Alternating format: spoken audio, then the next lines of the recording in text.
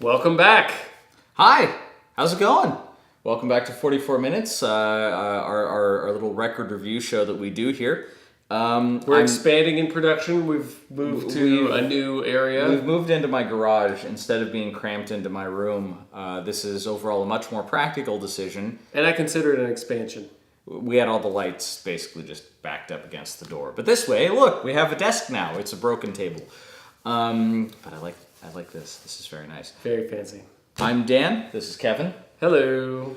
And today we're actually going to be doing two records. Double feature. A double feature. First, the Kazoo Brothers, which is pretty fantastic. It's really just incredible. Like I earnestly like it quite a bit. Obviously, it was a novelty record. It was made to be fun, so of course. And on the what the fuck is this category, the Vanilla Melt by LeVar, which we will discuss in so much more detail later. But let's just start with the Kazoo Brothers. And I was going to say quick, because just the only point we're really going to make about the LeVar album right now, we really are basically covering two complete opposites of the spectrum of the music industry. The Kazoos Brothers is an absolute indie label piece that we'll go into more detail, versus LeVar, which is a full-on Epic Records subsidiary of Sony, essentially career killer. So we'll go into more about that and some of the details we found right before recording this. But for now, the Kazoos Brothers, recorded in 1979. And, I mean, I don't know if you can really see this in great detail. We'll put a full screen picture up. But this whole thing is just meant to be a full, just complete parody of the Blues Brothers. It's even the full title of it? It's the Kazoos Brothers, a plate full of kazoos, which is a little jab at briefcase full of blues. Exactly. And it's really fun. I like it quite a bit. Who was it that it's essentially attached to? Because Kazoos Brothers is probably actually not the real name of any group so much as it's actually the Temple City Kazoo Orchestra.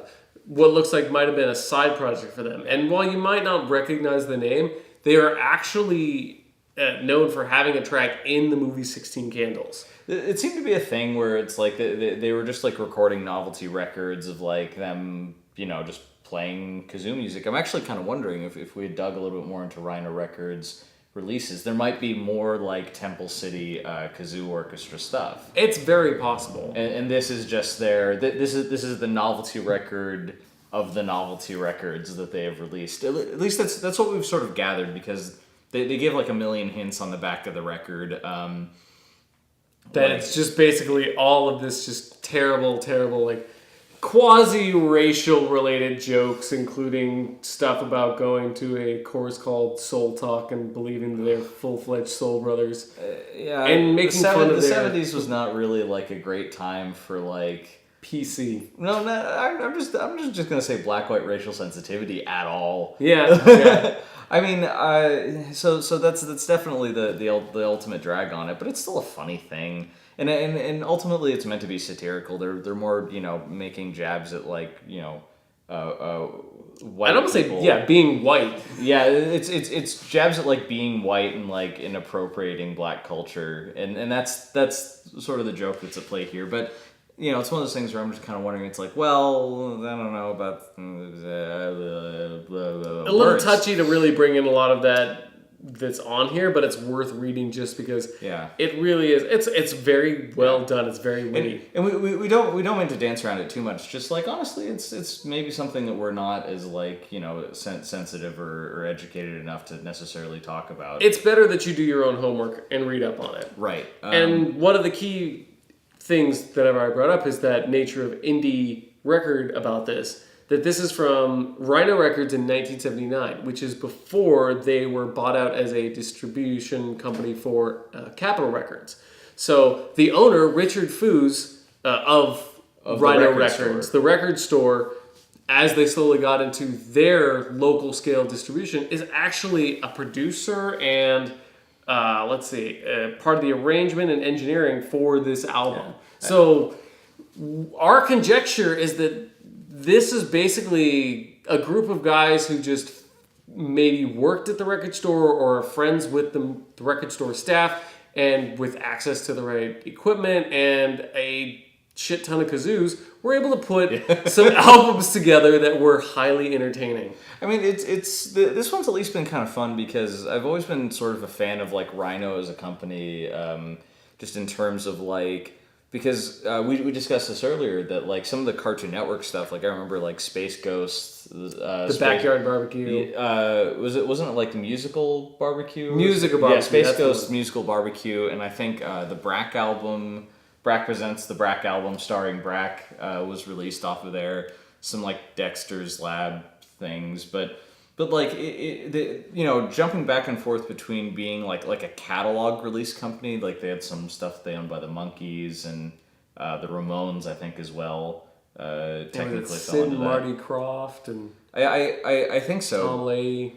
But yeah, no, it's sort of an interesting mix of like catalog releases and fun novelty records, and the fact that they basically still sort of maintain that. Like Rhino is all of those things. Absolutely. Not so much like an indie label anymore, but still a good place to like find eccentric odds and ends. If they ever do a re-release of the Kazoos Brothers thing, I suggest you check it out, or just go hunting for it online. You'd probably find it for pretty cheap. It would be funny. It would be highly entertaining if Rhino Records just manned up and just did like a kazoo anthology and just took everything from the Kazoo Orchestra, Kazoos Brothers, because they're obviously the same group of people. They refer to them in the description and have them as part of the thing. They call them. Oh, were they the Lily White?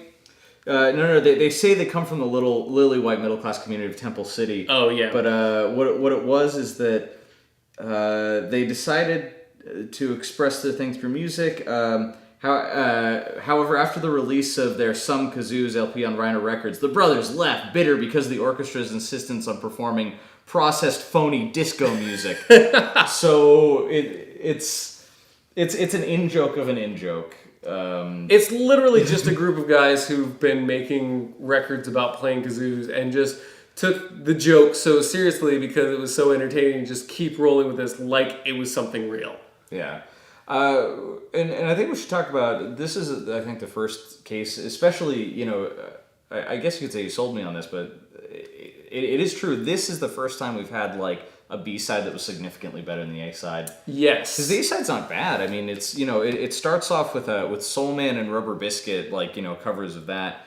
But yeah, in case we hadn't mentioned, they're all covers because they want to seem like blues musicians. So they took popular blues soul blues songs and did them with kazoos. I'm just like, Soul Man isn't really a blues song, but no, I mean, on the reverse side though, they did a cover of Little Darlin' that's hilarious. And which is my particular favorite of the album. It's mine too. It's really funny. Like if you can find it anywhere, maybe dig around on YouTube, and it's probably going to be the track that we put at the midpoint on this episode. Oh yeah, we might as well, because it's really funny. And then their version of "I Can't Turn You Loose," Otis Redding song, which was played a lot by the Blues Brothers. It's actually more of like a direct kind of Blues Brothers a real thing. pull reference.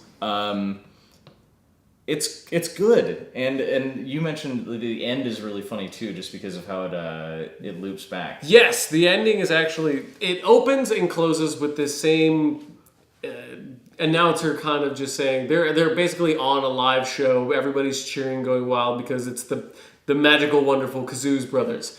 And as the album closes, he says, "Oh, weren't they fantastic? Bring them back out again!" And it starts right off with Soul Man again. So it creates this nice, image that the album never actually ends. Every single time you play it all the way through, it starts right back at Soul Man, right all over again. I think what I like so much, at least about the reverse side, with Little Darlin', when they do the weird hey, the breakdown that actually happens in the song, where the singer is addressing you. In the real version, it's the same stuff, but he's talking through a kazoo. Everything is through the kazoo. There's no part of this that is not done without a kazoo. The announcer, yeah. Except that announcer. It's just absolutely ridiculous, and that's what makes it so lovable. Well, which is also what makes the version of "I Can't Turn You Loose" so funny, because he's just screaming into a kazoo. Yes, I know that sounded pretty terrible, but that's what it is. Just think of it as being much more entertaining. Yeah. But no, overall this is a fun find. Thank you to my friend Allison for getting me this record. Sincerely, I really appreciate it. This is a lot of fun. It's a really good record. It's only 4 songs too. And I don't know what the chances are of you actually finding a copy out there. Maybe if you it depends on how much distribution that Rhino did of this album. I know it's local, so that really increases your odds. But yeah, I guess Kazoos Brothers, it's by local we mean Southern California. We're from Southern California. Just exactly. To clarify. We're not all that far from Temple City. Yeah. In fact, do you know where she got this? She bought this in Berkeley. I mean, that's not. Well, what do you mean? Yeah. Music travels right there. Yeah. But yeah, no. I mean, if you can find a copy, find it. I highly recommend it. It's funny. It's probably going to be cheap. It's probably going to be cheap, and it's a good thing to use to make your friends' ears bleed. Just be in the middle of a party, or no, at the end of a party, and just you're trying to get people to go home. just play them the greatest Otis Redding cover ever. I think it's about what we got on the Kazoos Brothers. That works for me. I don't know, any final thoughts, just because... I think both the albums today, I think there is actually a lot of potential that you might see a follow-up video where we're actually reaching out to people involved and trying to bring in some kind of interview. Because I feel like these are both really interesting pieces of music industry history. And because of the small scale of the Kazoos Brothers, somebody like Richard Foos, who was that owner and directly involved in this album, may actually be available to discuss something of it, or somebody involved with Temple it. City, Kazoo, was it Kazoo Symphony or Kazoo Orchestra? Kazoo Orchestra.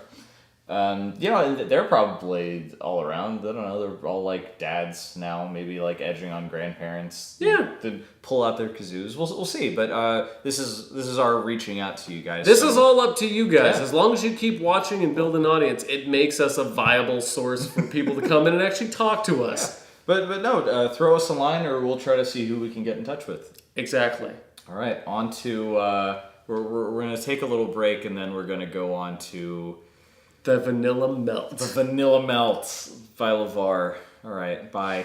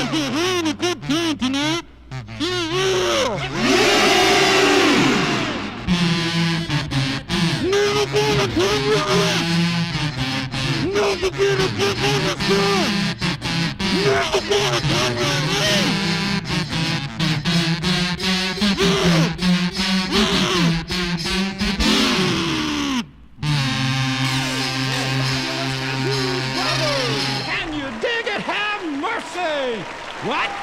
You want more? Woo! All right, let's bring them back one more time. The fabulous Kazoos brothers.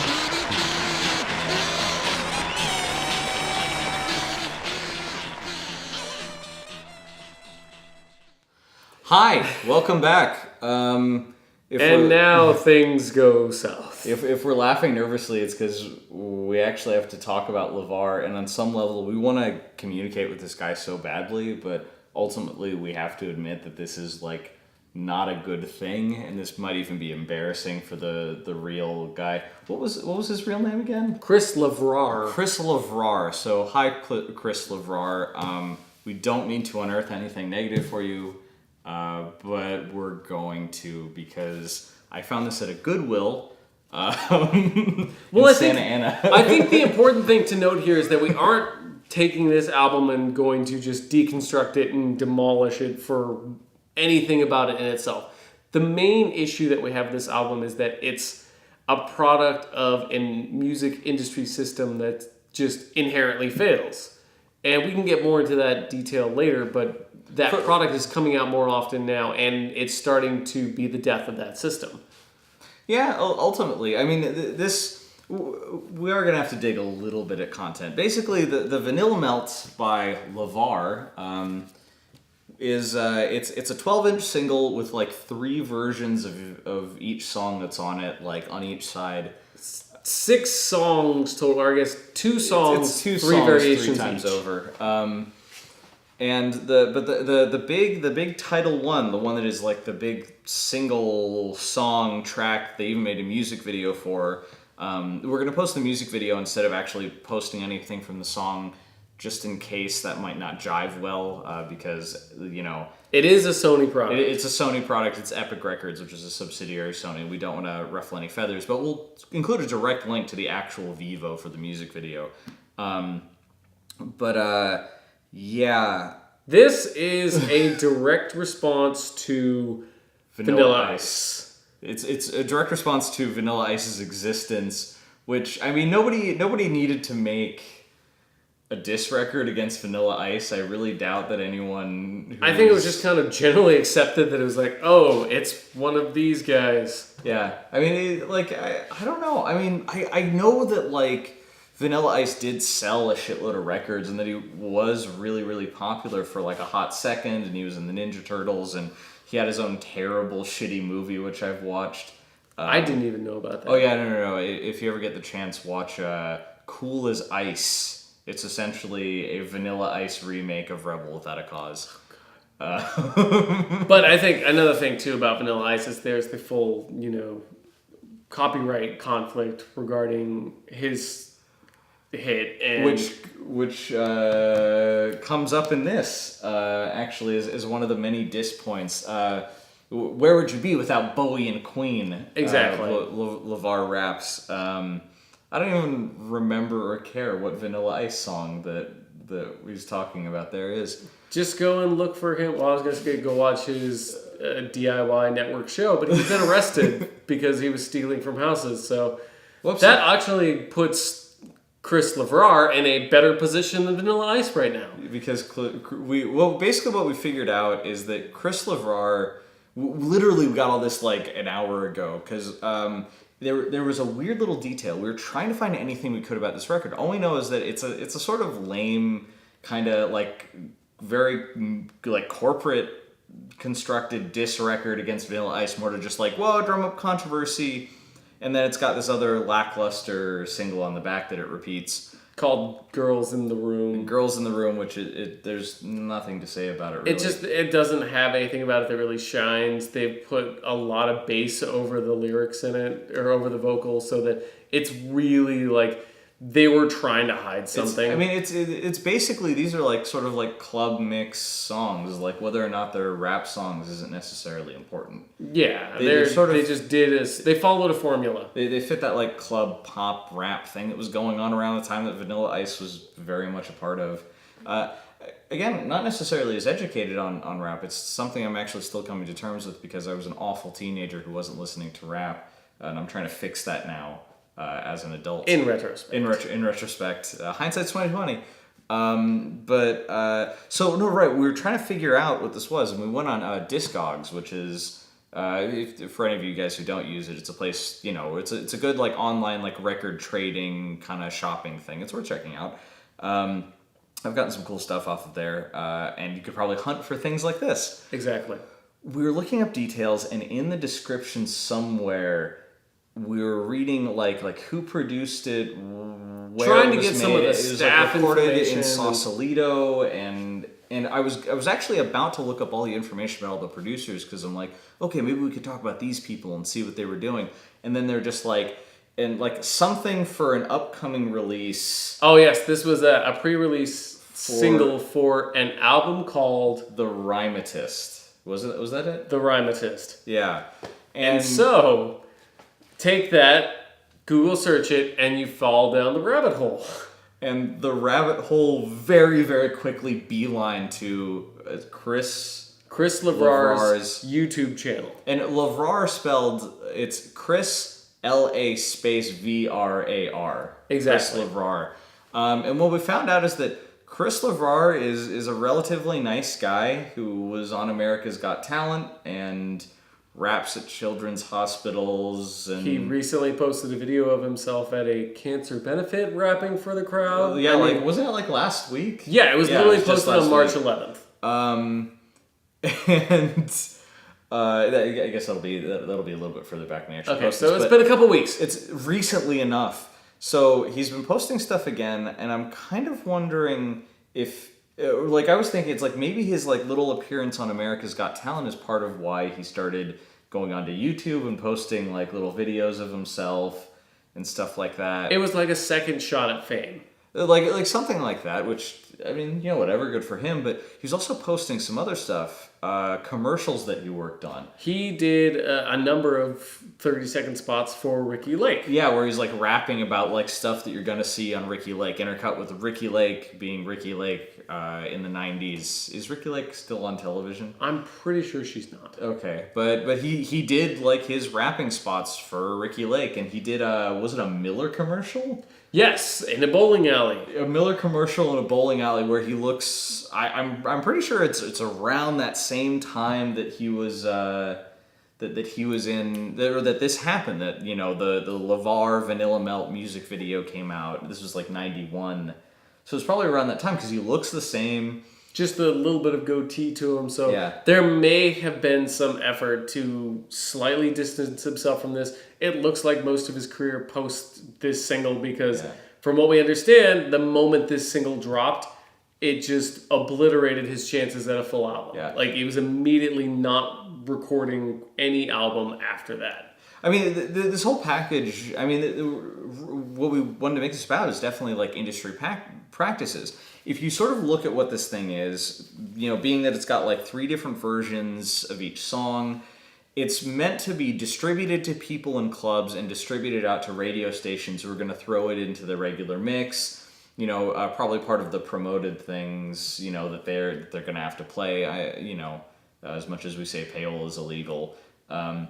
But the whole thing is that it was basically meant to be a commercial product. It's not music for music's sake. It's like them putting their feelers out. They probably weren't even necessarily super concerned whether or not this is going to fail, but they were just like, white rapper, whether or not he wrote the diss song about Vanilla Ice, he probably did. I would think so, especially since he is still rapping. Yeah. It's not like he's just somebody they got in to perform it. But this like screams of like old rich white music executive going like, that's what the kids like. That's what those kids like. It's a diss record. They like those diss records. Here's this other white guy who's a rapper who's dissing Vanilla Ice with a track that sounds exactly like a Vanilla Ice song. Exactly. In almost every way. And so basically it comes down to keep it in the black. So they put out a certain amount of money to release this single. There was the potential for the album if it had the sell potential. They made a music video. And there's a music video that's very 90s. Very 90s, very produced. I mean, they obviously brought in, that was something that I had discussed, is that there's a background singer who's very prominent throughout the video, and I just keep wondering, this didn't affect her career, so obviously that's just one of those things. I think she might have been fine. She survived this without a scratch. She got paid for being in a music video. We should figure out who she is, but I'm not sure if that's necessarily listed. It could be. We should look that up again. We'll post some details in the. That's all kind of like we kind of came down to the whole thing is that's what you do with a session person. Session musician, session singer. Everyone who worked on this was probably fine, got their paycheck, they were okay. I think the only real person who suffers at the end of the day was probably Chris LeVar. He's the victim. On some level, I mean, I'm sure the background singer was a bit embarrassed, but I doubt this really hurt her career. Hell, maybe we should see if she's in other music videos or anything like that. Very likely. Or even if the person who's singing that background stuff is even the same person who's in the music video. Very true. We've already faced that issue before with the Faye Richmond thing. The Faye Richmond album, yeah. Yeah. But ultimately, I mean, it's just you were talking about you should take this part at least. We were talking about how this sort of thing just can't or doesn't really happen or can't happen the same way because that industry model is basically dying. Exactly. Because previous to things like YouTube, Napster, basically any kind of digital free music share website, or basically any way that allows you to reach massive amounts of people on a very personal scale, you would have to contract your musical ability through an industry. And so they would set up how you were going to do that, when, where, and basically they took all the profit for it. With these new methods of reaching people, that concept has died. So you don't see albums like this anymore. Really the only way is when somebody goes out of their way to do it themselves, that they've chosen to make the decision to release a diss album, or they have a sound that's out there that they're emulating from a certain artist.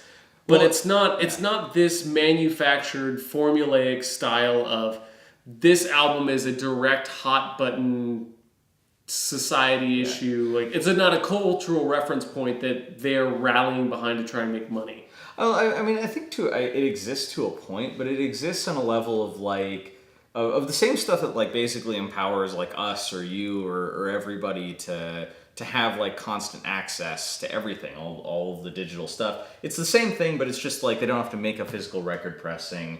They maybe like take a couple shots. It's all still there, but it's sort of ultimately a symptom of just like they haven't. They're still like leaning on old habits that aren't necessary. Now they're just using social media to do Exactly the bits and pieces. And I think it's just a matter of time before there's that dissociation fully from that model where then you start getting music for music's sake. And you'll have genres and styles and artists and covers and things that all bear resemblance to each other, but it'll be more up to artist interpretation rather than following a certain methodology set by an artist or an industry. By the way, weird quick aside on that. There was this weird moment I had where I was in like a supermarket or a store the other day. You know those songs that they always play in like the supermarket or the store, like the same like either like late 70s, 80s standards that they like looped over and over again, and every once in a while it's like the weird like soft like rock stuff from the 90s and 2000s. They had a cover of like of a song like that. Like it was like a new recent cover that I don't even. That's the thing. It's one of those perfectly nondescript songs, and they were playing a cover of it, and I'm just like, what? Who was it that was like constructed to record this song, released it? You know, this package was sold to the supermarket as something that they could play over their PA system. It's like, why not just use the same? Unless like the rights for it lapsed or they didn't own that song. That's my assumption with a lot of that has to do with the rights, and that there's, I think, a lot of testing as to what music is kind of best for selling products. And I know that they have done studies before on the beats of the music that's playing. As long as it's under a certain beats per minute, that actually slows people down to spend more time in the aisles. That is kind of the methodology behind why they use certain styles of music or covers and things like that, because if you're paying attention to the music, you're going to not be thinking about shopping, you're going to be thinking about the music. But if it's just nondescript enough that you aren't really focusing on that, but it's still getting in your head through the tempo, or it's a somewhat recognizable song, they're keeping you in the store and keeping you thinking about your shopping without fully distracting you. There's a lot of science behind that, actually. Yeah. And there's also clearly like guys working at record companies still who are designing packages to sell to to supermarkets. They're called industrial psychologists. Wow, that was a bit of a drift, but I think that was a bit of a drift, but it does still sort of tie back into it because it's just like it all relates to the base theme that basically Chris LeVar was really at the wrong place at the wrong time in terms of the music industry. He was almost at the right place at the right time, but I think by 1991 people had sort of largely been looking at Vanilla Ice already as being kind of a joke. Kind of hokey. There is a dumb, weird, hokey thing. Like I think I don't know if that movie came out or it was about to come out, but basically the Vanilla Ice phenomenon was about to be like called as dead in the water. So something like this was too little, too late. Again, totally a symptom of an industry thinking it's ahead of a thing, not realizing that nobody gives a shit. Yeah, and they ended up kind of going down with the ship on this particular. Yeah. You'd almost call it a meme because it's a concept. On some level, yeah. It's an idea that existed culturally that just had its place in time. And nowadays we're familiar with memes as the images and pictures and phrases on the internet, but it's the same thing. A meme is just an idea that causes a certain type of reference. It's a base idea. So there was a meme associated with this style of music, this style of rapper and image, and they tried to run it into the ground. They thought they could revitalize that meme, and it failed because memes over time eventually do move out of the limelight because there are other memes and you can't really pull those out as they were. They have to be revitalized and renewed. I mean, it clearly existed just long enough to make those Ricky Lake spots. Yeah, well, I think a lot of that too is it's once you get a content, it's not like they brought him into those spots and said this is Chris LeVar or this is LeVar performing for. It was just some Ricky guy. Lake. It's just a guy rapping about Ricky Lake. That's true. By the way, Mr. LeVar, earnestly, we don't mean any insult to you. I don't think Not in the least. I don't think your diss song is particularly good, but this is also you from like 1991. So, and we're actually also really particularly interested in hearing about your career post if this we single. have this thing totally wrong, please tell us like what happened. If you're gonna reach out to us, or maybe we should just find somebody to call you. You're on YouTube. So we'll probably say hi. reach out at some point.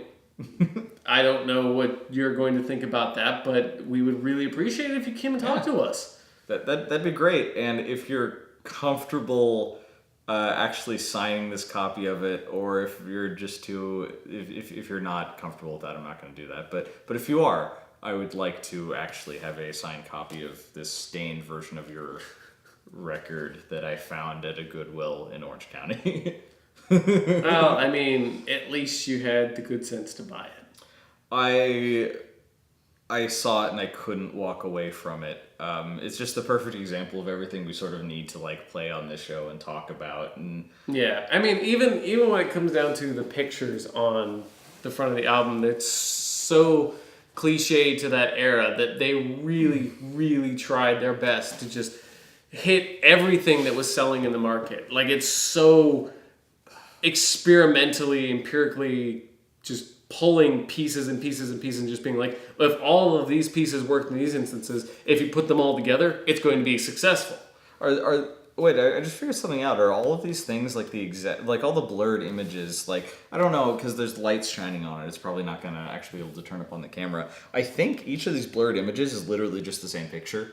It's either that or it's like a, like quick shot of one I guess, but set. like if his mouth is exactly the same, his eyes are blurred the same way. The only thing is that his head's angled differently. Maybe we're thinking of this a bit too wrong, but it just seems, I don't know. These and it's double exposure style too. The ones that are double exposure are all slightly different. Yeah, but it's just the methodology behind all of this just screams the industry. The font, the odd placement of the parental advisory thing, sideways. Whoa.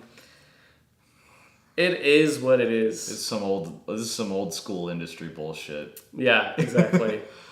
I think that's it for tonight. We should probably call it, because I don't know how much more we can ramble about LeVar. Yeah, I think, like we said, this video makes for a really good follow-up with either the Kazoo brothers or... Damn it. Let's pause that. And yeah, do that again. that's ultimately where we time ourselves. All right. Yeah, exactly. Again, I'm Dan. Kevin. And this has been 44 minutes. This time not 44 minutes. We made it short because these are both very short albums. But we'll see you next time. And, questions, comments, concerns, suggestions.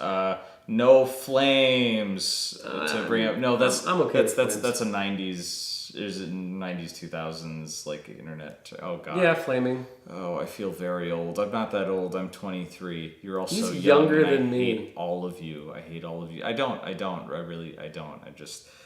His name is Dan. Let him know what you think in the comment box. I'll just end with this. Spin you later. Bye. That's what I'm going with ending on. Everybody has their little sign off. I'm going with spin you later. Spin you later. Damn it. That literally just hit me, and I'm like, I can't turn that down. I can't quit that. That's too tacky, Kevin.